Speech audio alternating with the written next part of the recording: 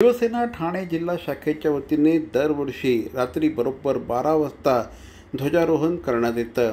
यावर्षी देखील उपमुख्यमंत्री श्री एकनाथ शिंदे यांच्या हस्ते ध्वजारोहण सोहळा संपन्न झाला। यावेळेस शिवसेनेचे सगळे ज्येष्ठ नेते त्याचप्रमाणे कार्यकर्ते आणि पदाधिकारी उपस्थित होते। यावेळेस स्पेनवरून आलेल्या पथकाने ध्वजाला मानवंदना देखील दिली। सादर करीत आहोत एक झलक। आज त्या टीमला 3 वर्ष पूर्ण झाले। समोर जे परदेशी बांधव आलेले आहेत ते प्रात्यक्षिक देतात।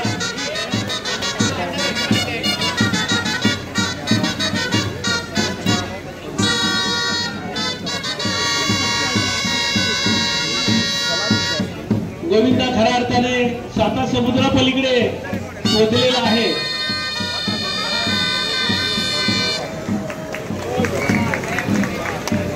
अत्यंत लवचिक आणि शिस्तबद्ध